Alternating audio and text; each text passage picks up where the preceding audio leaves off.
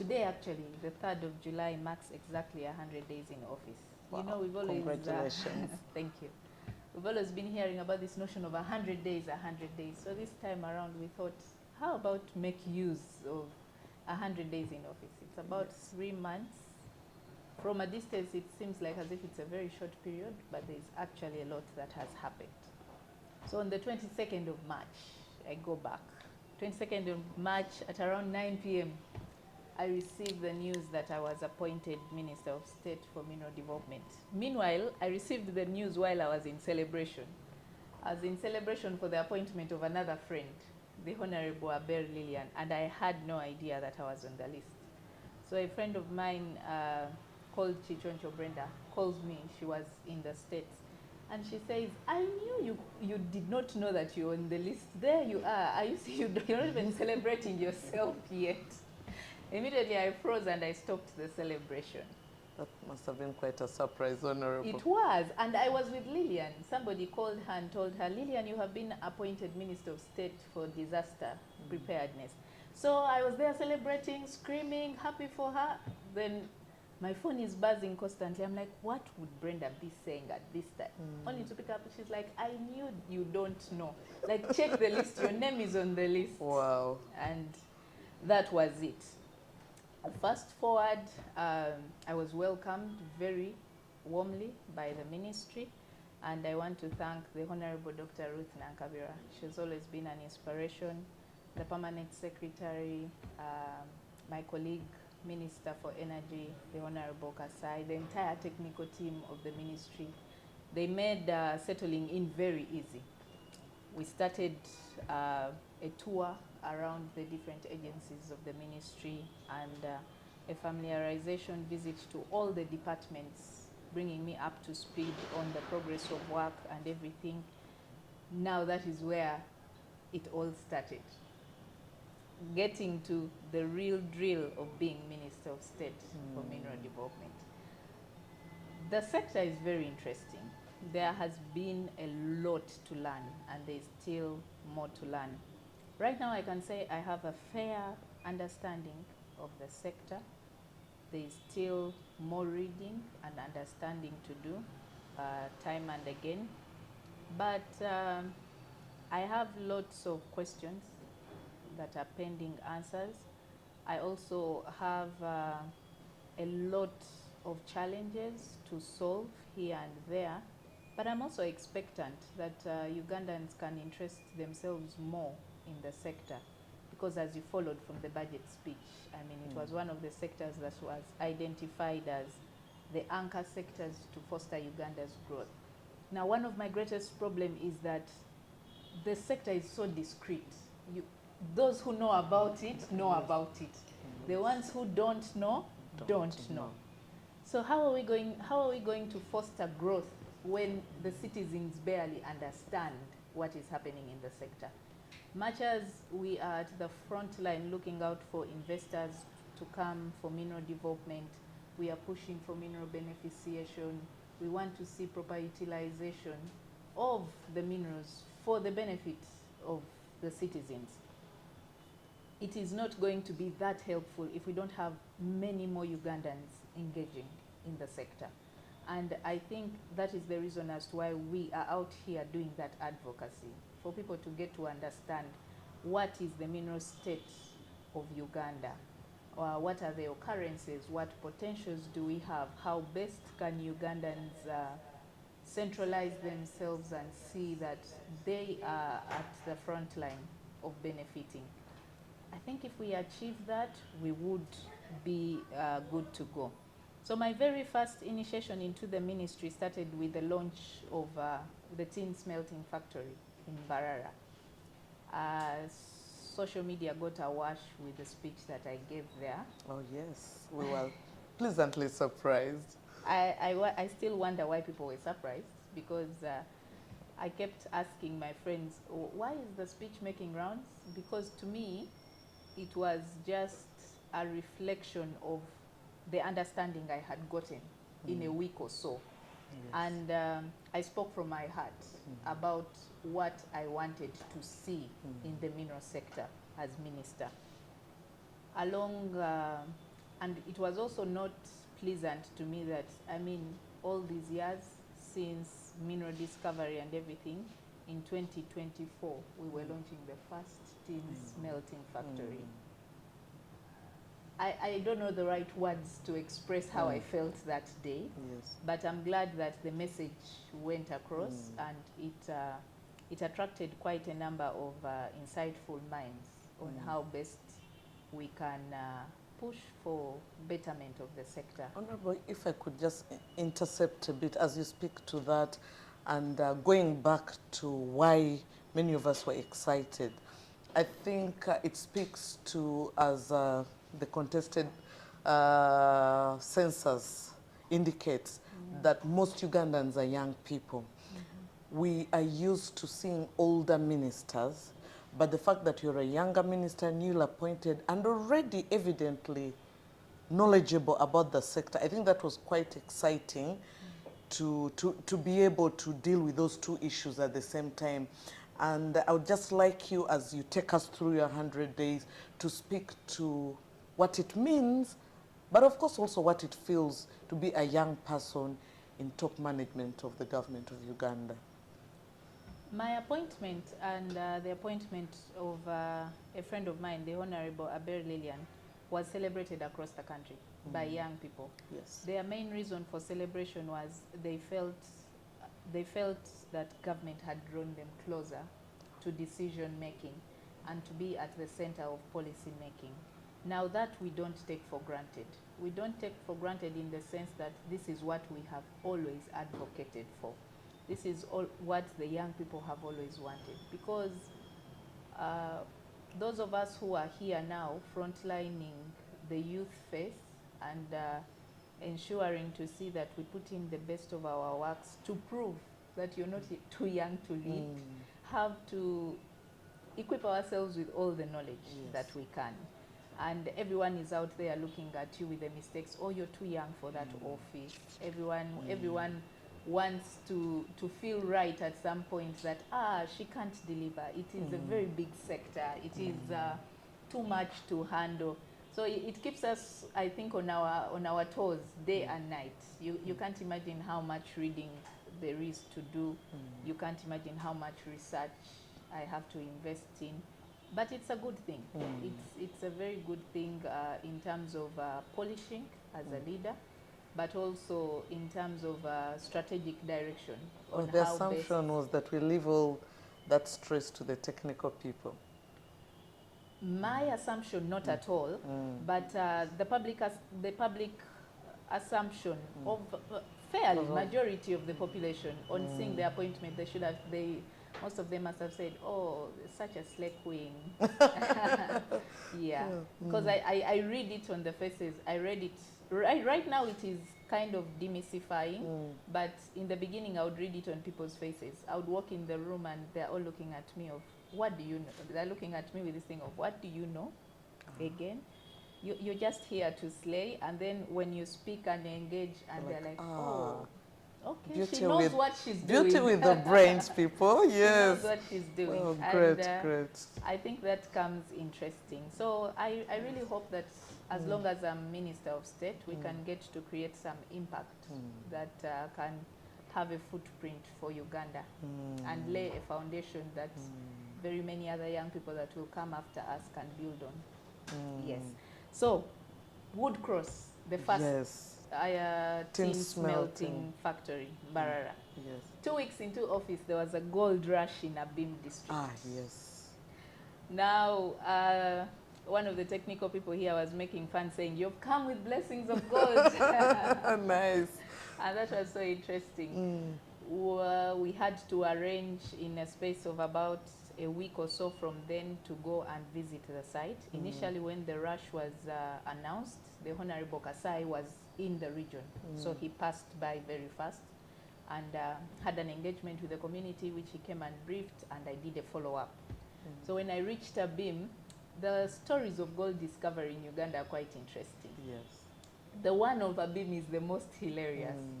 Apparently, one gentleman, in his drunken state, shares a dream with friends that he dreamt that there was gold in certain area. And he says in his dream, whoever was talking to him in his dream showed him 2 areas in the district that had gold. So the next morning they go to one area and they find gold. And they start mining. So the community members say this gentleman is the one who revealed to us that there was gold through a dream. Unfortunately, as events would have it, I cannot explain what happened, but he lost his mind, like went insane. And they had to tie him with chains and everything. So the community was saying, can that man get medical help? And the committee was saying, no, we are not letting him go until he shows us the second site. Like, but you're talking to an insane man. There's no way he's going to show you the second site. So I don't even know where they have reached with him, but we had to gazette the area as soon as possible and support the local community because it drew the attention of people across Karamoja region. The area is gazetted, the association has been formed. They were actually just in my office recently. They have acquired their prospecting license and are looking forward to upgrading to a small-scale license. Oh, that's amazing. Honorable, in relation to gold, the gold rush, there's been, I don't know if it's a discomfort, but a lot of debate around gold levy. Actually, in today's vision, I think page 5, they talk about the gold levy and, of course, how the different MDAs are shifting blame on who should take the beating for maybe what could have gone wrong or the levy that government has lost before. But I'm aware that you're leading the team in our minerals program to regulate not only gold but other minerals and also regulate artisanal miners. Could you perhaps speak more to that, throw more light to that? Gold is a precious mineral, gold and silver.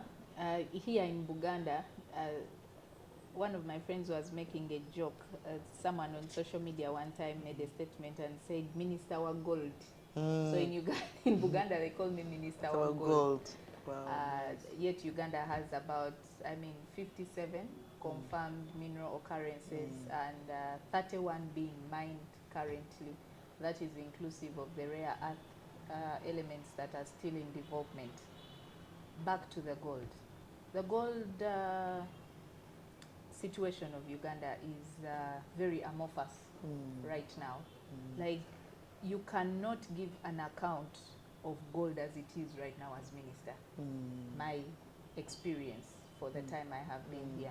And that is the reason as to why we are really pushing to see that the regulations are in place so that we can have proper streamlining of the miners, and then we can have the levies being tracked to make economic sense. Otherwise, with the way it is now, even with the levy in place, it will be hard to follow up. There has been some hiccups, yes, that have delayed the implementation by 11 months, but the minister signed, and from now on, we intend to carry it on, the $200 per kilo. Yes. But there is also a lot of illegality and dubious deals that exchange hands there and there. The mineral sector is very interesting. If somebody does not have a lot of exposure to money, I think you can run mad because people here talking millions of dollars. Yes. And you're like, is that money you're talking about? Yes, and it's just carried around in bags, like casually here and there. So there's a lot that has to be done. Uganda is abundantly endowed when it comes to different minerals. Somebody was giving me an explanation of mineral occurrences, that you see minerals erupt from volcanoes way back. That's a historical perspective. They erupt from volcanoes, and minerals follow the trend pattern of water bodies, rivers, giving an explanation of as to why Congo is the most naturally endowed country in Africa. And the argument there was that if Congo, our neighbor, is that endowed with water bodies and rivers, Uganda should be closer to that extent because we have those in place. So any country where you see water bodies and rivers and volcanoes, you can be sure that it has a number of minerals. Yes. Now, there are very many people who interest themselves in gold particularly. I think it is the most precious mineral that attracts the attention of many. To many people's surprise, I feel like it has gotten a lot of attention already. And yet there are very many other lucrative minerals of high value that we are not exploiting yet, like chromite. I mean, the value of chromite is more or less equal to that of gold, and those are some of the developments that we need to push for as a country. Honorable, perhaps you'd explain to those following us, what does chromite do? What can be some of their values? That way our interest can shift away from gold and we pick interest in some of these other alternatives.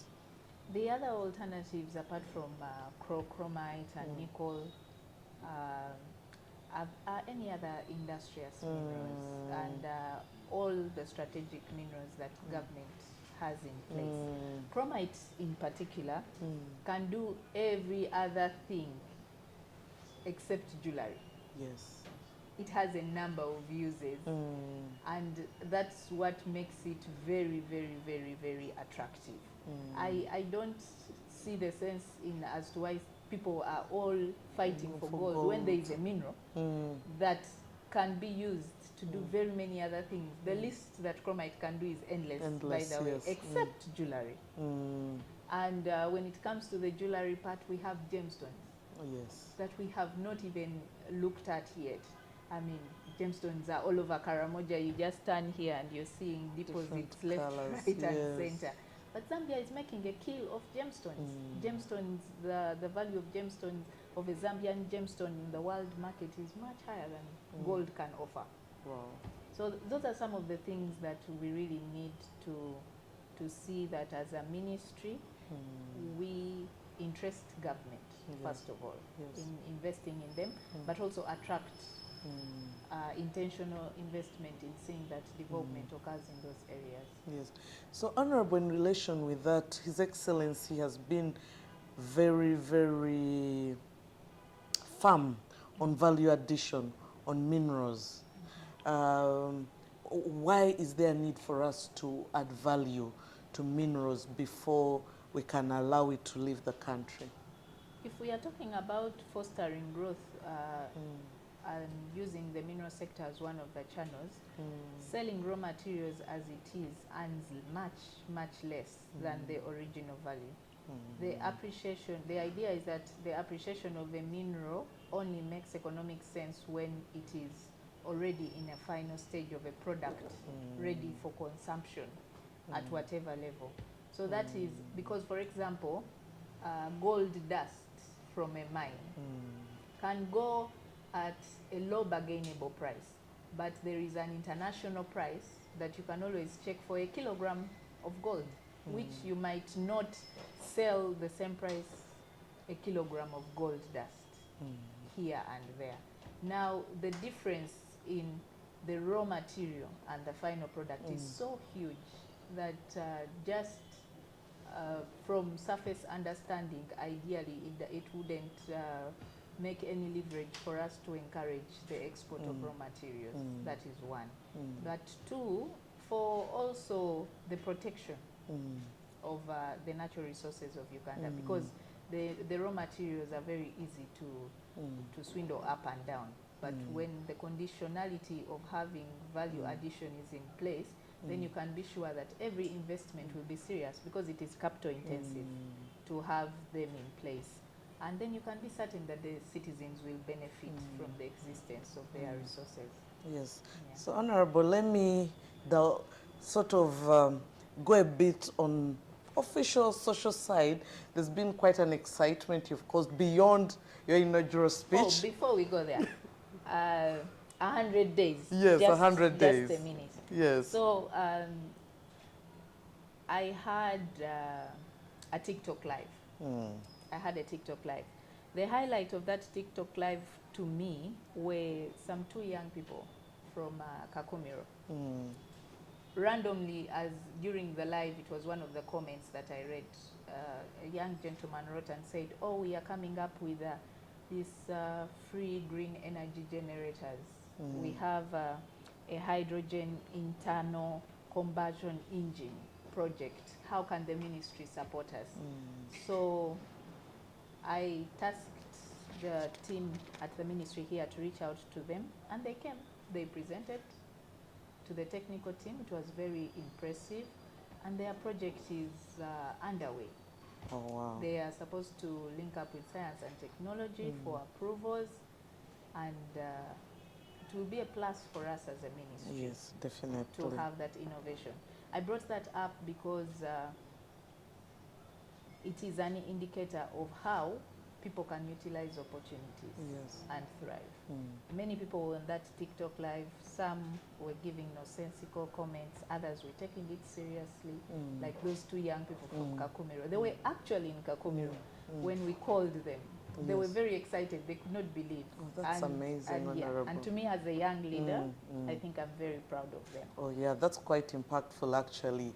And I'm glad you brought this up, because many times those of us in the more dinosaur ages sometimes dismiss spaces like TikTok, spaces like Twitter, and would rather go with traditional media, which doesn't give an opportunity for a lot of dialogue. So it's also a challenge to the rest of us to actually embrace these spaces and hear what the young people are saying, and we have more collaborative moments of where we can work together. Yes. The next highlight that I found quite surprising and intriguing at the same time were the geochemical samples of Karamoja that I commissioned and I had found these samples shelved. They had been shelved since the initiation of the project. The project was initiated in April 2021 with collections of data and everything from the area surveys. And the first question I was asking, why have these samples been here for all these years? I mean, we have a mineral occurrence map that needs to be fully updated if we are to attract investment. Now, if you have one of our greatest endowed regions pending approval of samples, because what happens is that the samples are taken to different international labs, about 3 for comparative analysis, for us to be able to confirm that there is an occurrence here. In the meantime, the more you shelve them, the more we have to keep them under potential sites, according to maybe geological signs that showcase here and there. And yes, I'm glad to say that the samples were commissioned and were sent to the laboratories, so we await the results. Probably we could be able to add on the list of minerals. Hopefully, that is if any new one is discovered, but highlight the potential sites to the mineral occurrences so that we have confirmations and call out for investment. Actually, Honorable, in relation to that, the Minerals Program owns a museum that has these gemstones, and that maybe it would be a good idea one day to do a virtual tour for our followers, and they see what we have there, but also maybe speak to the different things we have there, because sometimes it's one thing, you know, right from geography class to be told about these minerals, but also an appreciation of what it actually looks like.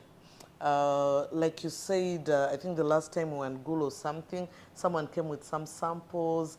I think they gave one of the technical people, and based on their assumptions of what we normally describe, maybe not so good at it, people come across samples of stones, of different things. And they barely know. Yes. Yeah. So seeing some of that, maybe a lot of us are sitting on minerals and we could benefit and things like that. I think for me, the challenge you've put across to us coming from those two gentlemen just goes to show that as a technical ministry, we need to be more accessible and find ways that we can interact with the public more. I know, yeah, that's one of your initiatives. Maybe around that you could also speak to other ways you can think we could relate better with the younger people. I agree with you. Ideally, I wanted to have a tour of the museum at the mines department. Well, when I reached there, I wasn't very pleased by the site because my tour around was, I am a layperson who does not know anything about minerals. Imagine. By the time I walked through, all my questions were not answered. And like, I should be able to walk through and understand that this stone is a gemstone. It was, the sample was gotten from Amudat on this day. I should be able to understand that this particular sample represents this, and it was mined here, or the sample was gotten there, because there are very many samples, but they needed particular organization. I requested the team to do that. I'm yet to follow up whether they have done that, so that anybody can walk in and fully understand what they are seeing. And perhaps even indicate the uses. The uses, thank you. Because as it is now, Ugandans don't even know how minerals look like. I know. Majority of them don't know how minerals look like. And it is our responsibility. Actually, Honorable, in relation to that, could you speak to the issue of sand?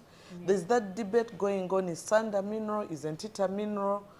We visit the Constitution and start with the definition of a mineral. Because I have had these consultations, we move here and there across the country. In the local language, when they are interpreting to the people, they say, for example, in Luganda, they say, ebyobugaga by'omutaka. Yes. In my local language, they also say, nyunyu mitengom. That also means the same thing, under the ground. So the assumption is that minerals are only under the ground, which is not true. And I think every Ugandan should become conversant with the definition of a mineral as per Article 244 of the Constitution. Now, the mineral is well defined as any substance, whether in solid, liquid, or gaseous form, occurring naturally in or on earth, formed by or subject to a geological process, but does not include petroleum. Okay. Yes, does not include petroleum as under the Petroleum Exploration, Development and Production Act 2013. Okay. Now, substances excluded from the definition of minerals under Article 2445 of the Constitution include other substances that are still contentious, like clay, marram, and other stones that are commonly used in day-to-day building. But these regionally and internationally are categorized as minerals. And Commissioner Kedi and I were just having that discussion earlier. For further avoidance, the Act goes ahead and says that minerals do not include clay, marram, sand, or any stone commonly used for building or similar purposes. Now, but there are other categories that are similar, like for example, when it comes to clay, bentonite and kaolin are minerals, and yet they are clay-like. And then sand, the silica sand that is used for making glasses, is a mineral. And that is why the ministry, when they were passing the mining bill in 2021, which now is rightly the Mining Act of 2022, Parliament advised that the building substance be excluded and be legislated independently.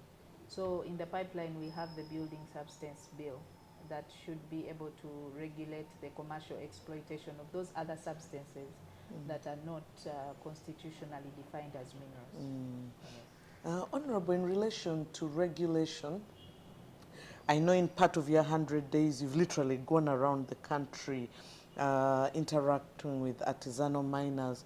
Of course, one of the key highlights unintended from that inspection is the unfortunate incident in Kabale.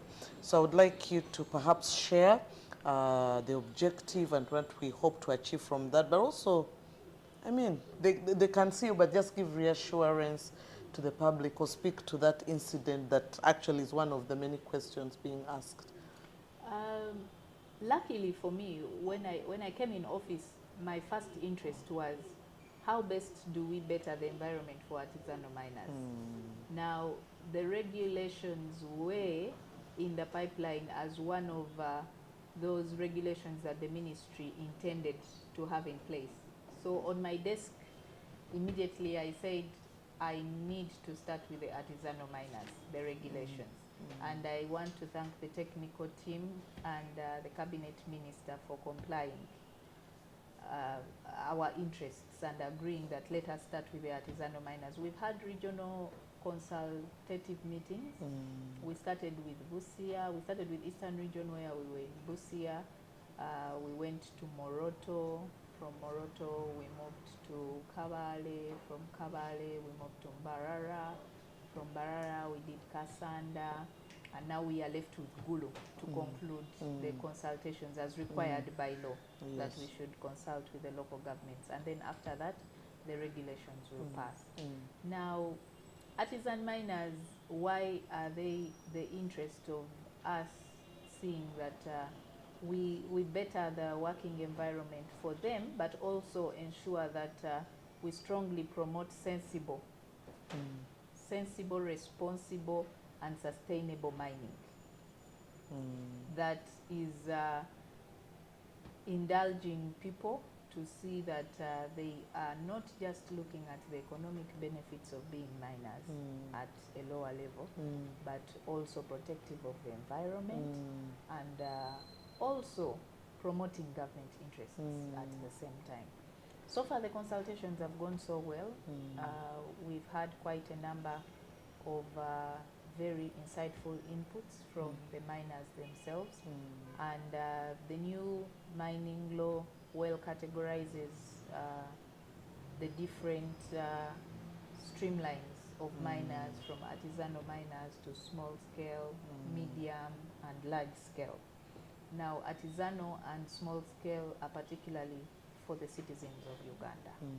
Yes, and I am glad that the regulations are almost in place. The process is almost complete, and it will be a good start for us towards streamlining the sector. On while we were in Kabale, the day after Kabale, we had a very unfortunate incident. The incident happened in between Rwanda and Chisoro. That village is in between Rwanda and Chisoro, where National Cement Company was reported to us by the Steam Investments, the complainants. Steam Investments holds the exploration license in the area, and National Cement Company has the surface rights because they bought the land. And that is a very clear message for us to capitalize on, to re-echo to everyone out there that surface rights are not mining rights. It is very clear that minerals in Uganda are not owned by individuals. Minerals are owned by government. Yes. And constitutionally stated. The fact that you own land and mineral occurrences are confirmed there does not give you the right to mine those minerals unless you are legally licensed by the ministry. So that was the situation on ground. When we reached on site, we found the company had deployed private security guards who had denied us access, but the DPC let us in. And then after the inspection and everything, I gave directives that the mine should be closed, the equipment should be confiscated, the technical team should ascertain the extent to which mining had been done, so that we can levy a fine on them for illegal mining. On our way out, a number of about 4 extra security guards tried to block our exit, and they cocked guns at us, despite the fact that the police car was the one leading our convoy. And we had a lot of security that had moved with us. I mean, we had the mineral police, we had the zonal commandant of the area, we had the DPC, I found it very, I found it very um, provoking that security guards would have the guts to cock guns at police. I mean, police that licenses them and is their direct supervisor. But also that was just a glimpse of what happens every day in the mining sector. That is what our inspectors go through all the time whenever they are doing their job. When they are in the field and they are visiting different sites, they are intimidated by different security guards. I'm told some even use soldiers. That is intended to scare them away so that they can continue the illegal mining. I want to reassure everybody that for as long as I'm Minister of State, the operations of illegal mining will not stop. We are going to reach out to every area that is reported to have illegal mining, and we shall take the actions necessary. This scuffle here and there of why are you mining illegally, why are you not doing the right thing, is avoidable. And it is not necessary because government is here to support you in whatever right you are, as a Ugandan, as a foreigner, as an investor. For as long as you have shown interest in mineral development, please come to the ministry. Let us license you officially and carry out your mining in peace. It does not benefit us in any way to be arresting people left, right, and center. No, that is not what we are here to do. But in the event that it is the situation on ground, because now there is no such a thing as I am ignorant of the fact that I'm not supposed to mine when I am not licensed. It should be a very strong message to everybody that is carrying out illegal mining. The ministry is very serious about this. That is why we are working on the regulations to see that the sector is streamlined. Please make our work easy. Work with us as much as we are willing to work with you. Honorable, doesn't that speak to how much security we need with the mineral police, if our inspectors should also have security, having experienced and maybe had a better appreciation of these challenges in this sector? Yes, definitely. On my coming into office, the mineral police was very underdeployed. My first visit to Mbarara, I found out that the entire sub-region of Ankole had only 5 mineral police staff. How do you expect 5 mineral police staff to be able to curb illegal mining with all those porous borders that we have? It is impossible. But I'm glad now that together with the commandant of mineral police, we've been able to advocate for additional personnel.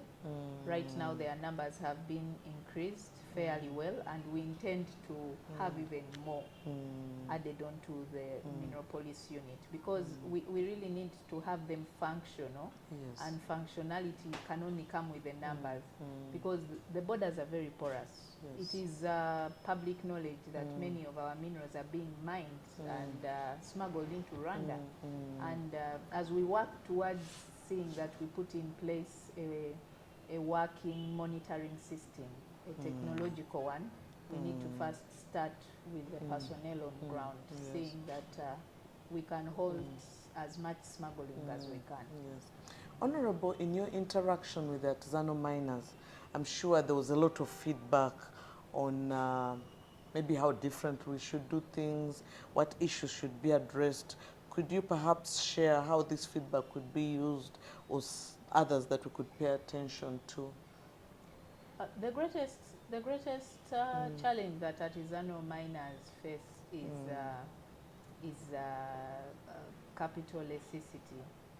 The mineral sector is very, very, very costly, because for you to be able to have viable economic beneficiation from mineral development, you really need a lot of capital investment. And many of our locals do not have access to that.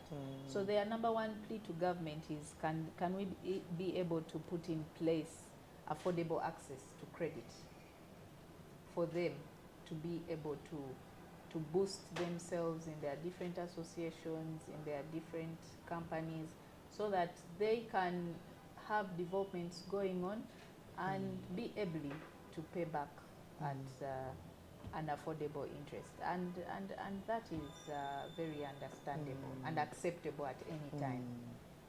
And the ministry is seeing that we can put in place as many partners as possible. We already have partners that are doing a great job, like Planet Gold Uganda, GIZ, and we're also interested in many more to see that we come together as we also push for government increment in financing of those particular areas. Yeah. Great, thanks. Honorable Minister, I don't know if there's... You had a question that I halted. Now you can Yes, ask the question. yes. Okay, I think I should ask this question and we take a 2 minutes break and we come back. That way we can put together any questions that are coming online. I hope the team has supported in putting together. So, Honorable Minister, one of the exciting things following your social pages and others has been the different reasons we should congratulate you within these 100 days. Not just becoming a minister, but you've also made a milestone in your life. In a few days ago, you got married, or the process of getting married, but in Africa, it's done and dusted. Could you speak to that? Because so many people are asking about that, how it feels and things like that. Yes. It surprises me that it attracts the attention of many, but yes, on the 29th of June, I got officially engaged, and yeah, my love nigga, like people call him. My love nigga officially visited my parents' home to initiate the marriage process. Yes. Yes. There have been lots of complaints of, oh, you didn't invite us, why was the ceremony exclusive? Stay calm, Dr. Litho, your invitation is coming. And you could tell I'm one of those complaining. Thanks for the reassurance. Yeah. Yes, so our listeners, you've heard from the Honorable. We are getting the big invitation and we're all happy for you. Congratulations. Thank So, you. Honorable, I'm going to ask that we take a 2 minutes break, we catch some water, and then we shall start the next phase. Thank you. My name means joy and celebration. So great. Celebrations all through.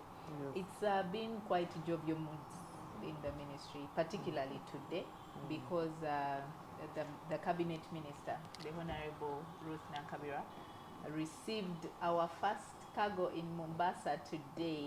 Yay! Yes.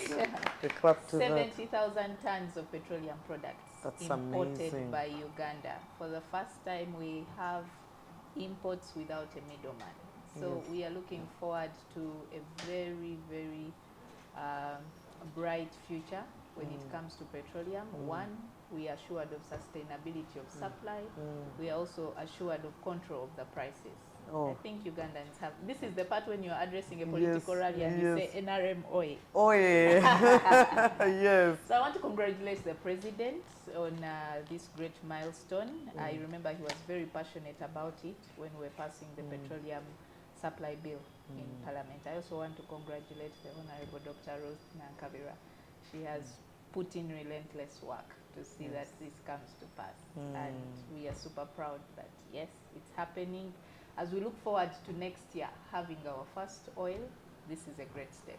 Oh, yes, and Honorable, another amazing thing is that the ministry is putting up an e-mobility charging point just at the building, and of course yourself and the other honorables will soon avail it to the public. So it's an exciting month for the ministry, really. So, Honorable, when you talked about petroleum, what came to mind is the issue of energy. There are people online who are asking, how would we best differentiate or look at energy versus minerals? Could you maybe speak to that? Well, energy, breaking it down in the simplest terms, is looking for the most basic words. Because my understanding of energy is energy. Yes. I mean, energy is energy in whatever sense, but I guess it comes down to any formation or usage that powers something. And minerals being minerals, you need energy to have them powered. Yes. Right? Yes. So they work simultaneously in that Absolutely. sense, but completely different. Thank you. So whoever asked that question, you've heard that energy enables us to do things. So, and then we need energy to process minerals, and sometimes the other way around. So that's about energy. And Honorable Minister, I would like to bring you back to the issue of health and safety in the mining sector, especially when it comes to artisanal mining. We know they use a lot of mercury. Why should we pay attention to issues of safety, issues of health while we are at this? It is government's interest to have productive citizens. Now, as President Museveni has always preached, let us have the young people be productive. You can't have a productive nation when they are not healthy, because then sustainable development will not be able to be in place. Artisanal miners in particular, I don't want to say desperately, that sounds quite harsh, but there is a tendency of them to only mind about the economic benefits at their time of mining.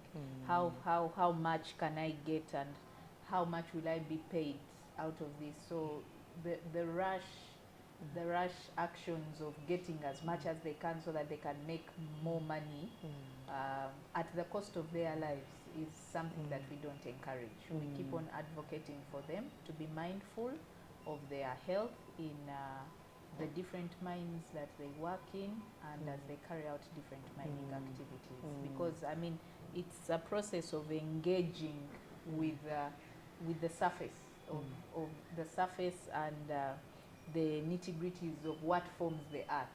You are engaging with Mother Nature, and there are definitely consequences here and there. When it comes to gold in particular, we are at the verge of ensuring that there is total abolition of the use of mercury. Yes, Uganda is a signatory to the Mercury Convention, and yes, we are out there with different partners, Planet Gold and GIZ, the rest, to ensure that artisanal miners stop using mercury. On the side of the bigger investors, the ones who own the big mines and are employing our people, we are very, very, very, very, very particular about them having health and safety measures in place. I have visited some of these mines, and there is a little negligence here and there. You find them and their health guards, sometimes their health equipments, the ones that are supposed to be the guards to the people, are inadequate, which is not right at all. And that should be one of the criteria marks that we are going to use to have these mines stopped until they are able to provide evidence of having health and safety measures. But I'm glad that most of them have them in place. There are some that have a little hiccups here and there, but you see, when it comes to human beings, there's nothing little, because it's life that we are talking about here, and ensuring their safety is our priority. So, Honorable, you talked about mining involving a lot of interaction with the environment. Now, away from the health and safety, the issue of environmental consciousness, environmental sustainability is really core to the Ministry of Energy and Mineral Development in general. How best do you think you could advise those miners, those investors in this sector to pay attention and use an eco approach in doing their work? For starters, as a conditionality for the ministry to license you, you have to first acquire an environmental social impact assessment from NEMA. Now, many miners have to ensure that they get that license from NEMA before they can come to us for any type of licensing that they are looking out for. Have you, I'm certain you have, and many other people probably come across the very big pits that are formed when mining has taken Yes. place. Yes. And just imagine if those pits are left like that. They are very hazardous, Yes, not yes. just to the environment, but also to the lives of people. People, yes. I mean, people can fall in those pits, but there's a lot of erosion that is encouraged by those pits, and before you know it, we shall have a lot of degradation that is not sustainable for the future. So yes, mining and the environment have to move hand in hand. That yes. is why we are very, very particular about promoting responsible and sustainable mining. Honorable, I'm sorry I didn't catch the names, but someone needed further clarity on the land law and the mining law that you had referred to, surface rights versus mining license. Yeah. Now, there is what we call mineral rights, and there is what we call surface rights. Surface rights, surface rights refer to the rights for you to use land, to use the land, to exploit it, or to mine on the land, whether in ownership or leased. The mineral rights are the rights to mine the minerals that are discovered in a particular area. Now, for ownership of minerals, again, for emphasis and for everybody to understand it, back to the Constitution and to the Act of 2022, the Minerals Act of 2022. Ownership of minerals is well stipulated there. Article 224, I quote, says, the entire property in and control of all minerals in, on, or under any land or waters in Uganda are and shall be vested in the government, notwithstanding any right of ownership of or by any person in relation to any land in, on, or under which such minerals are found. Further, in sub 2, says, for the avoidance of any doubt, the government of Uganda shall hold mineral rights on behalf of and for the benefit of the people of Uganda. Yes. And then Article 224 still, sub 3, says minerals, mineral ores, and petroleum shall be exploited taking into account the interest of the individual landowners, local governments, and the government. So that should give a fair explanation of what happens when it comes to minerals and land. The fact that you own the land does not give you the right to mine the minerals in the event that they are minerals that have been discovered on that land.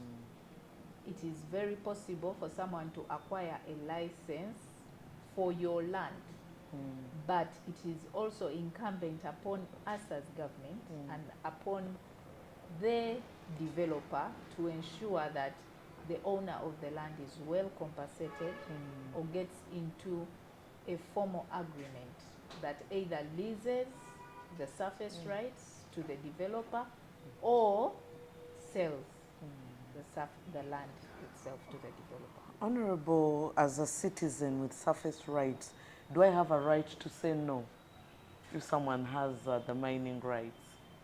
Say no to what? To relocation, for instance, maybe gold has been found beneath my house and I refuse to move. Can I refuse to move?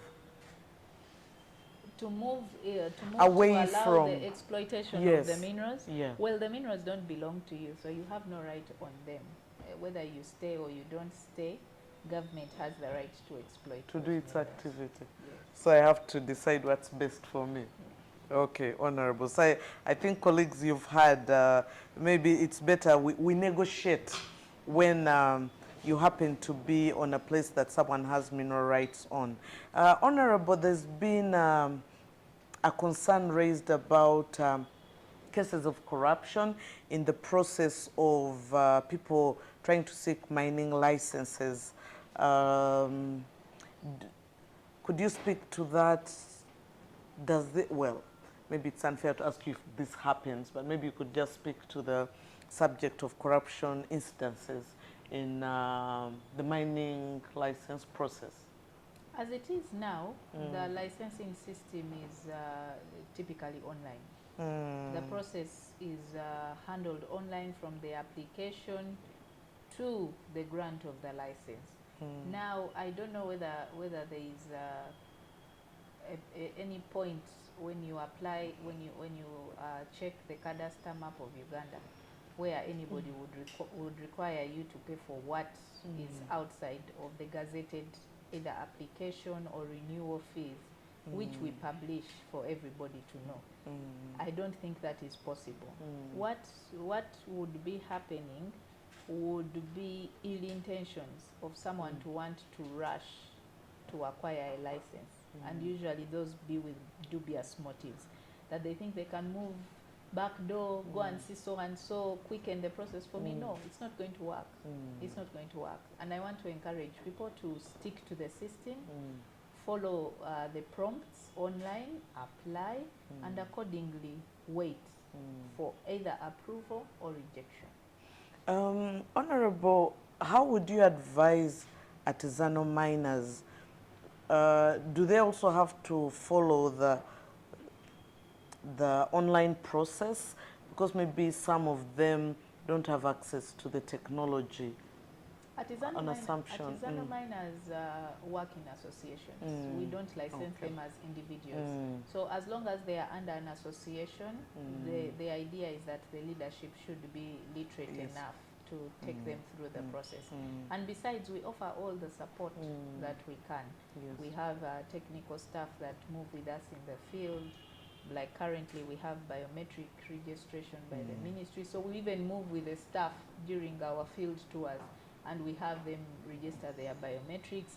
We take them through the process of licensing, what it is done, what type of license they require to get at a particular time, and they seamlessly come along. So a mobile office of sorts. Yes. Oh, that's great initiative. The mining sector is both technical and practical. Yes. So, if you're a minister who is going to sit in office, you might not achieve much. Yes. Oh, that is great, Honorable.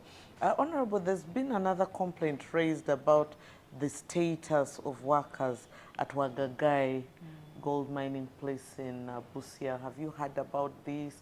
Have there been any interventions? Yes, very true. I visited Wagagai last month. The beginning of last month, while we were in Busia for the consultative meetings. We took off a day and visited Wagagai in particular to address that matter.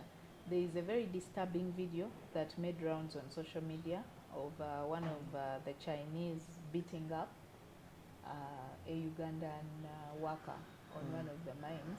Their allegation is that they were caught stealing deposits, samples of gold. But the argument is that whether stealing or not, violence initiated either by a worker or by the boss is not condoned by the ministry. It is very, very sad that we got such reports for Wagagai. We've had very lengthy meetings with them on how best they can better their working conditions. Initially, I'm told they were even worse than before I went there. And I want to appeal to all investors. By the way, it is not negotiable to have Ugandans mistreated in their own country. I asked one of the Chinese bosses there whether even one Ugandan can mistreat a Chinese in China just by slap. So the fact that we are offering labor, which we are still yet to bargain for, by the way, because we offer cheap labor, they exploit it, does not mean that our people should be mistreated. And we are having follow-up meetings with Wagagai to ensure that they are promptly following all the conditions we are going to have them have in place for Ugandans to be safe and for Ugandans to be well protected while at work. Wagagai is the only incident I have received so far, but any other incident that we receive, we shall handle accordingly. Yes. Yes. Okay. So, Honorable, we have just about 5 minutes to 7, and I would like you to share your priority areas derived from your experience with the ministry in the last 100 days. There are a number of things that we would like to put in place. I talk of we in terms of as the sectoral minister offering leadership in hand in hand with the technical team. There are a number of incidences that I have seen very unpleasant things that I think we should change in the mineral sector.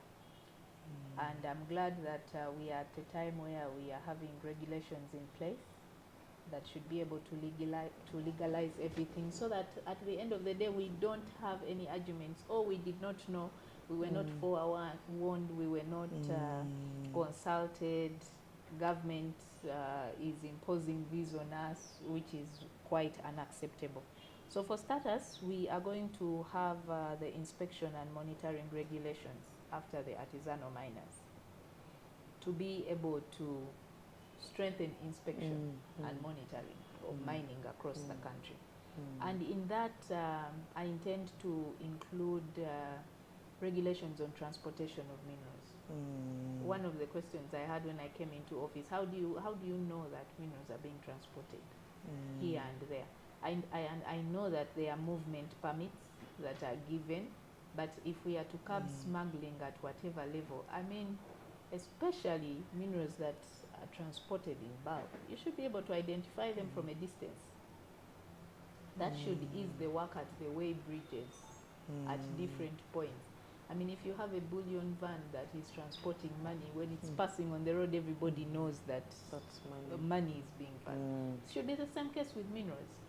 I mean, this business of minerals being transported in Subarus across the borders, in a Mark X, in whatever car, it cannot be entertained. So we look forward to seeing that we streamline that. It is also my priority tick to see that we set the Uganda National Mining Company rolling. It's already been incorporated by law, and now we need to set it in place to have it functional, to have it functional and operate the commercial interests of government. Yes. We also look forward to reviewing the licensing system to have it better, because it's online, and to be honest, the department that is in charge of licensing currently is understaffed, and there are everyday applications for different licenses. It becomes quite hard for them to adequately have all the responses in time. But reviewing the system is not just on the mines department. It is also on the people that have acquired the licenses, because we are aware many people come and acquire licenses for different reasons. There are people who have acquired licenses for years and have had no work in progress at all, which we are listing down as non-compliant. We already have the process in place. We so far have about 60 licenses that are non-compliant, and we are going through them one by one. If we find your license is non-compliant, we write to you for notice. If you don't have a convincing response, we are out to cancel the license, because there should be serious development. This business of people coming to acquire licenses and have them sold to different investors and partners as ways of acquiring money has to be stopped. Somebody should be able to develop as soon as they get a license. Yes. Then we intend to have more engagements that interest Ugandans in the mining sector, and with that we are going to have annual conferences on the mineral sector in place. Just Uganda having a conference where we converge to discuss our mineral sector. Where are we at, what we should do, and where we should go. We also intend to have further discussions with URA on how best we can better our tax-based plan. Like we are having the building substance bill in the pipeline. We are losing a lot of money when it comes to those other commercial substances that are being exploited day in and day out. So we need to have a proper tax-based plan in place. We cannot just say that we are comfortable with only having the gold levy in place. The country is losing a lot of money from these different substances in different areas. I am well aware that the local governments already tax them and benefit them, but I'm of the idea that it has to be streamlined and bettered further to see that we have as much revenue that is going to promote community development as possible. The president directed that we initiate the process of Uganda having its gold reserves. Yes. So I am glad that Bank of Uganda already is looking out to seeing that it has gold investments with, in gold banking, and that with time should come with the promotion of the gold coin and many other aspects in place as we see how best we can have our own reserve as a country to formalize and better the stability of the gold sector. Yes. And then we are also setting up a hotline for the ministry, because as one of the great complaints from the artisanal miners is that they have very many issues they always want to address to the leadership for immediate help. And because these are day-to-day activities, some of the issues cannot wait. And perhaps contacting the minister directly or traveling to Kampala is hard. So we need a hotline in place where we can have information that is flowing in from across the country on what is happening in the different mining areas. Yes. So far, that is what I have on my list. Ah, great. Yeah. Amazing 100 days, Honorable.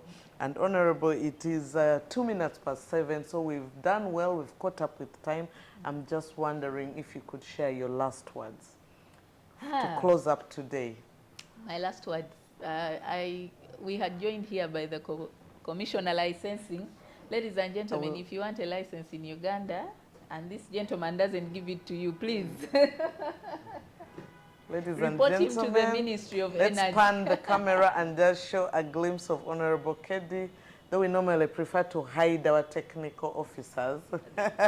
And we only... Mr. Kedi is already famous. Oh, yes, yes, yes. Mr. Kedi is already famous. So, no, but I just intended to have him known to people to avoid the narrative that came up of corruption in the licensing. So if you have not been licensed by Mr. Kedi, then you're being frauded out there. And people have a tendency of posing. You see, people, our offices are public. People walk in here and there and take pictures with us and go and pose, oh, I'm close to the minister, I'll help you get a license, which is not true. That's terrible. The processes are formal and as transparent as possible. In this ministry, one thing that I have liked thus far is that all the information pertaining the existing resources of Uganda, we display, we account, and that is a spirit that we should maintain. Yes. So, ladies and gentlemen out there, I hope you have seen our Assistant Commissioner in charge of licensing, Vincent Kedi. Yes. Honorable Minister, you seem to have something else to say. No. I just remembered one interesting fact about minerals. Somebody told me that human beings are made of minerals. Did you know that? No. Somebody told me that, and they referred me to a report. It was one of the reports that I was reading, and there was a quote that humans are made of minerals also. So holding one in your hands like is to be in abundance of your own make. So now, very soon, we shall be categorizing different people as minerals. His Excellency President Museveni.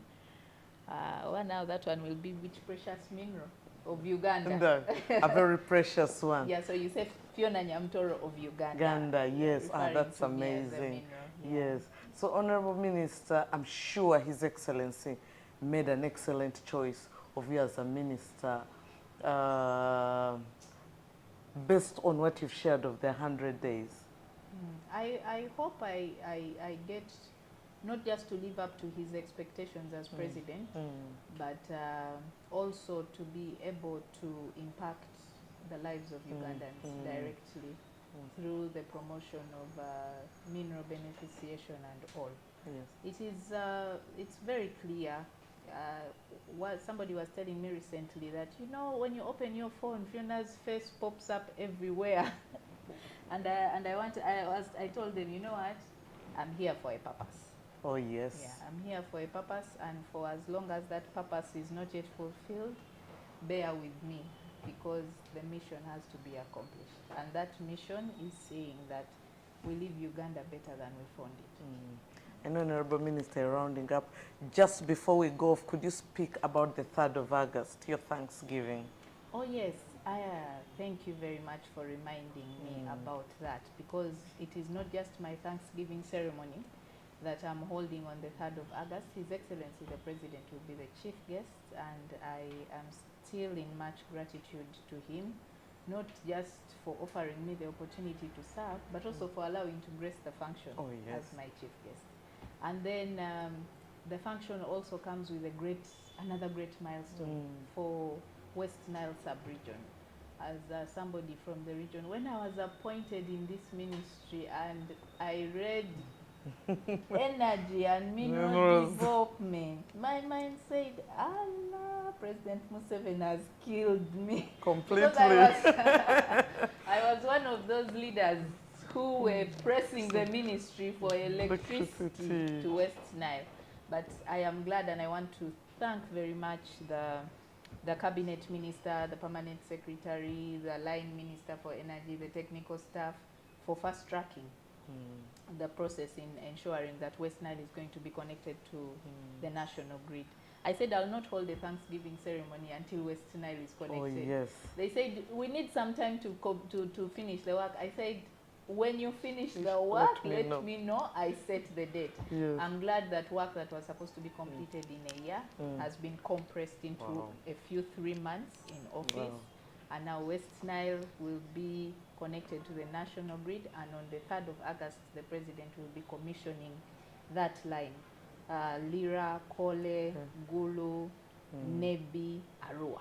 Yes, Honorable. At Nebi substation. Yes, Honorable. A day before, we shall also be launching one of the scale-up projects. Oh yes, the electricity scale-up projects of West Nile sub-region. Yes, which seeks to promote free connections for the benefit of those watching us. So you come with many blessings, Honorable. So we don't have a lot of free connections in West Nile. Yes. Yeah, and I'm excited. Yes, and it will There's nothing that is fulfilling to a leader as seeing that you directly impact your people. On their lives, yes. Yeah. We do thank you, Honorable, so much. Thank you for your time. Thanks for being part of the ministry with all the energy of youth. Did you tell them the dates that we are launching the electricity scale-up? The 2nd of August, just the day before. Yes. So those who would like to join us in West Nile, it is going to be a month of celebrations, starting off with the 2nd of March, where we are launching the scale-up project, which is free access to electricity. Not entirely free, because you incur cost wiring your houses, but now the cost has been reduced.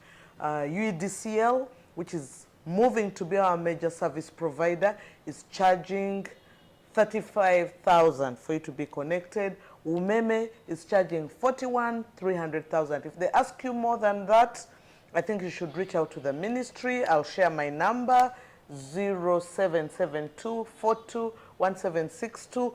You can reach out to the ministry using our handles. and raise the issue. Those are the rates we're using at the moment. But I would like to just go back on to that issue of electricity, and I know this is a question that must be popping up now. Yes. West Nile has a very contentious plea on Wenreko. yes, Wenreko. I keep getting questions, oh, Honorable, when is Wenreko leaving? Wenreko should go. The concession of Wenreko is running up to 2028. Yes, we Yes. still have a few years to go. We still have a few years to go, and this is just to make the people understand that governments cannot afford to halt the contracts in between. Yes. Because it will be very, very costly. Yes, so we seek for your taxpayers. patience, Yeah, yes, so we seek but for we their also ask that patience. you write, because when we have documented feedback, it goes into the review of their performance, Yes. and therefore determining. But generally, And they are trying. Yes. But it's not as bad as bad it as- used to yes. be. I mean, it's not been easy all through without connection to the national grid, but I'm glad that we are taking steps in the right direction. Yes. Well, thanks a lot, Honorable Phiona Nyamutoro. She's our Minister of State for Mineral Development, and she has graced us today sharing her first 100 days, actual 100 days since she joined us at the ministry. I think she's done a great job so far, and as you've heard from her priorities, there's even better coming. Those of us who have been with us, please keep the comments coming. We'll do our best to respond. I am Dr. Patricia Litho. I head communication. I've been honored to host the Honorable Minister. My Nice pleasure. evening, and thanks for your patience.